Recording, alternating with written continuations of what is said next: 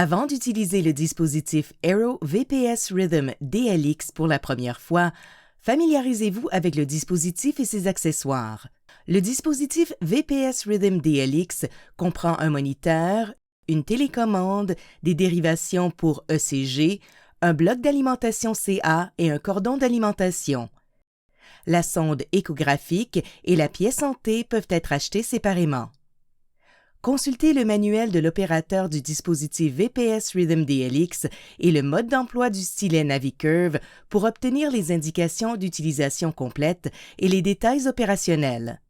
Cette vidéo donne un aperçu des fonctionnalités du dispositif VPS Rhythm DLX avec l'échographie, la technologie Tip Tracker et l'ECG en utilisant le CCIVP Aero préchargé avec le stylet. Avant d'utiliser le dispositif VPS Rhythm DLX avec la technologie Tip Tracker et l'échographie, rassemblez les différents éléments et l'équipement nécessaire. Commençons par l'installation pré-stérile du dispositif VPS Rhythm DLX qui utilise l'échographie, la pièce en T et le CCIVP Aero préchargé avec le stylet NaviCurve. Branchez la télécommande, la sonde échographique et les câbles de la pièce en T à l'arrière du moniteur.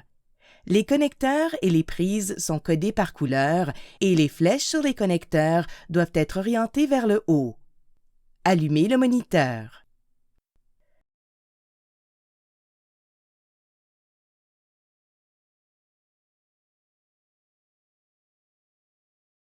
Sélectionnez l'option Start Case.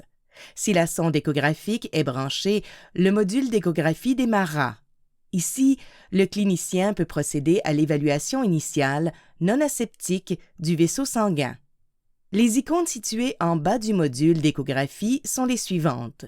L'icône représentant un flocon de neige sert à figer l'image à l'écran.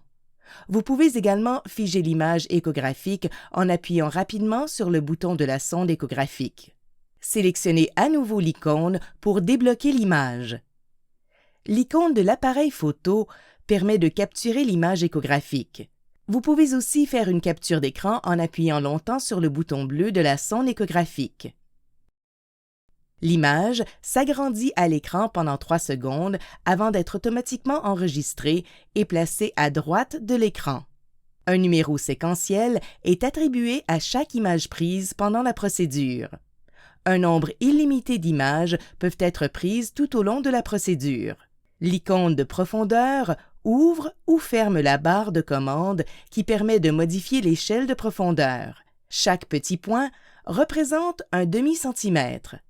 L'icône du mode débit couleur permet d'activer ou de désactiver la couleur de l'écho-Doppler.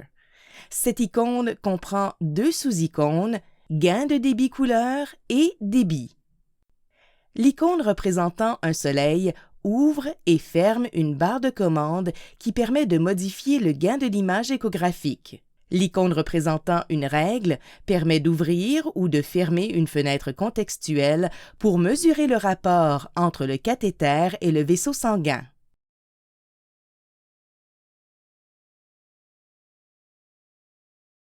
Pour utiliser l'outil de rapport entre le cathéter et le vaisseau, sélectionnez l'icône de la règle située au bas de l'écran. Positionnez la fenêtre contextuelle de manière à centrer le cercle bleu en pointillé sur l'image échographique du vaisseau sanguin. Appuyez sur le signe bleu plus ou moins pour adapter la taille du vaisseau sanguin. Appuyez sur les boutons orange plus et moins pour sélectionner la taille du cathéter. La taille du vaisseau sanguin s'affiche en haut de l'outil et la taille du cathéter s'affiche en dessous. Au fur et à mesure des modifications, le rapport entre le cathéter et le vaisseau sanguin s'affiche à la fois en termes de diamètre et de surface.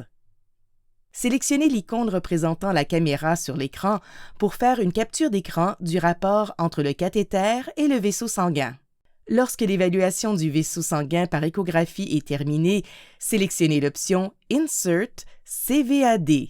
Saisissez le numéro d'identification unique du patient ou de la patiente et sélectionnez la coche verte.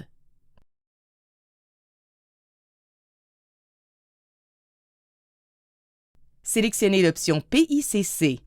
Lorsque le CCIVP est choisi, le clinicien doit en saisir les mesures.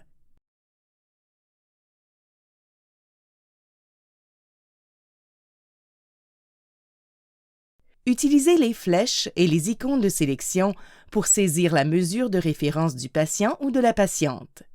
Sur l'écran Enter PICC Length, utilisez les flèches et les icônes de sélection pour sélectionner la longueur du CCIVP. Notez que par défaut, 2 cm sont automatiquement ajoutés à la mesure de référence pour permettre une déflexion négative. Le cathéter est ensuite ressorti de 2 cm pour obtenir l'onde P maximale. Pendant toute la durée de la procédure, les informations du patient ou de la patiente et la longueur du cathéter sont affichées dans la barre correspondant au cas située sur le côté droit de l'écran. Connectez les dérivations ECG à la couleur correspondante de l'embase ECG sur la pièce en T. Reliez ensuite les électrodes adhésives aux dérivations et collez les électrodes ECG sur le corps du patient ou de la patiente.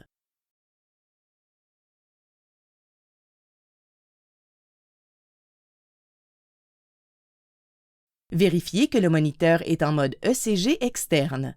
Notez que le tracé de l'ECG externe est jaune sur fond bleu et est associé à une icône jaune. L'icône ECG externe est également visible en orange dans l'angle inférieur gauche du dispositif, confirmant que vous êtes en mode ECG externe. Confirmez que le patient ou la patiente est en rythme sinusal. Il est conseillé de faire une capture d'écran de l'ECG externe de référence. Après l'enregistrement, l'écran repasse en mode échographique par défaut pour que l'insertion du CCIVP puisse commencer. Il est recommandé de placer le patient ou la patiente en position couchée si possible. Enlevez le sachet en plastique de la partie non aseptisée du CCIVP préchargé avec la trousse du stylet Navicurve. Placez la pièce en T dans le sachet en plastique et refermez-le bien. Alignez l'encoche de la pièce en T sur l'encoche sternale de la poitrine du patient ou de la patiente. Placez la pièce en T sur la poitrine du patient ou de la patiente, le côté adhésif orienté vers le bas. Mettez le champ stérile en place et préparez le patient ou la patiente. Sortez l'enveloppe protectrice stérile de l'ensemble. Placez délicatement votre main à l'intérieur de l'enveloppe protectrice. Saisissez fermement l'extrémité du câble de la télécommande de l'intérieur de l'enveloppe protectrice stérile et faites-la glisser sur la télécommande et le câble. La télécommande est dotée de 3 boutons, gauche, entrée et droite, qui permettent de faire défiler les icônes en bas de l'écran.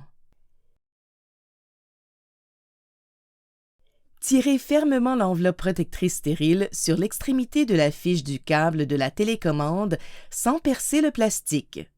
Tout en maintenant le champ stérile, insérez doucement la fiche de la télécommande dans la prise du stylet Navicurve et faites-la tourner légèrement pour percer l'enveloppe protectrice stérile.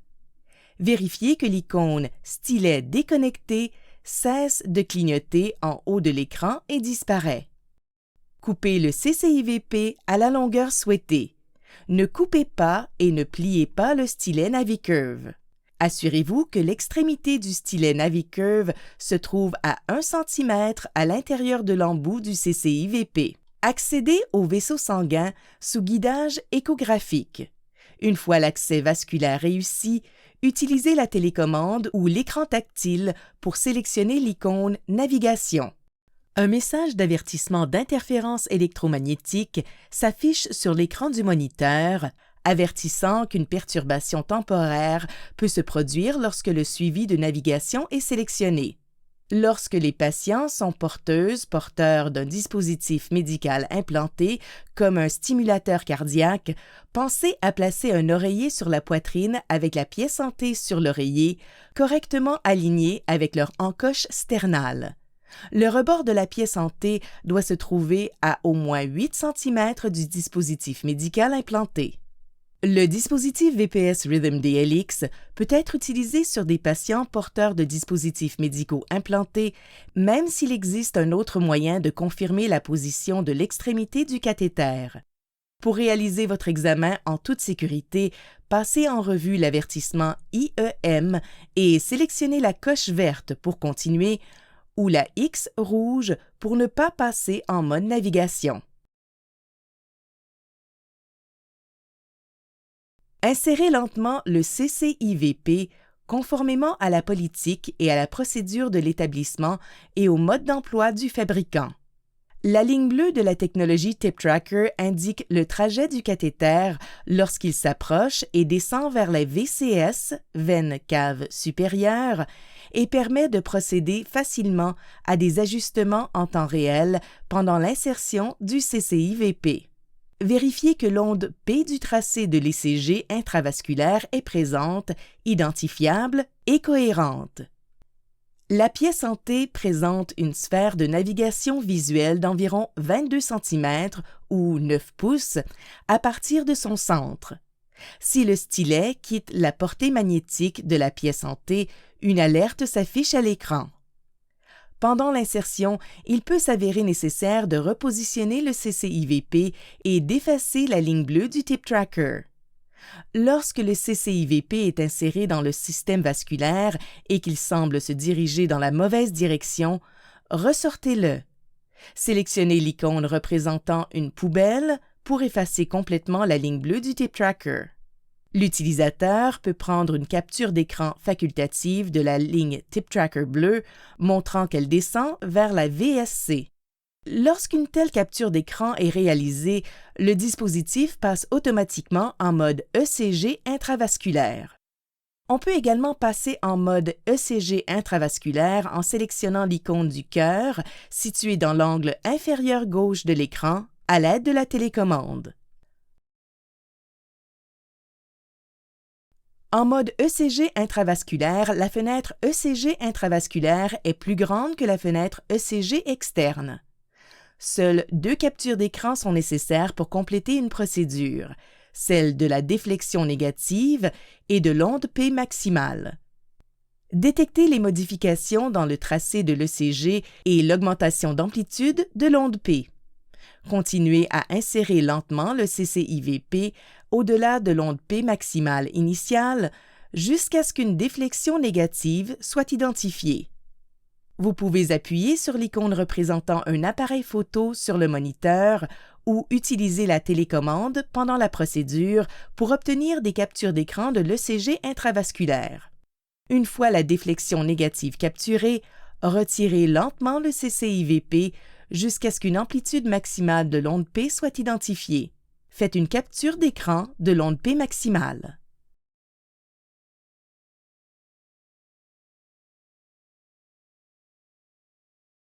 Pour utiliser l'outil de mise en évidence de la région de l'onde P à l'aide de la télécommande, sélectionnez l'icône de tracé ECG située en bas de l'écran en mode ECG intravasculaire. Lorsqu'une capture d'écran d'ECG intravasculaire est réalisée et que cette fonction est activée, cela met en évidence la région où l'onde P devrait se trouver chez un patient ou une patiente présentant un rythme sinusal normal.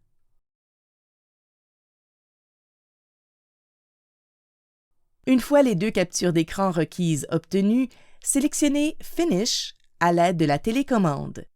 Sur l'écran Enter Exposed Length, utilisez les flèches et le bouton de sélection de la télécommande pour choisir la longueur exposée du cathéter. Une fois cette longueur entrée dans le système, la liste de contrôle de confirmation du positionnement de l'extrémité du cathéter s'affiche. Vérifiez que tous les points de contrôle sont respectés. Si moins de 2 captures d'écran d'ECG intravasculaire sont enregistrées pour la procédure, un message indique qu'il n'y a pas assez d'images pour répondre à la liste de contrôle et l'icône Yes est désactivée. N'oubliez pas de terminer la partie aseptique de la procédure du CCIVP avant de sélectionner Yes ou No dans la liste de contrôle.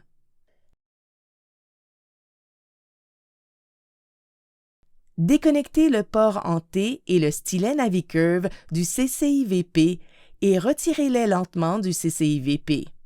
N'enlevez pas le stylet du port en T. Fixez et pensez le CCIVP conformément à la politique et à la procédure de votre établissement et aux directives du fabricant. La partie aseptique de la procédure est maintenant terminée. Utilisez l'écran tactile pour finaliser la liste de contrôle de confirmation du positionnement de l'extrémité du cathéter.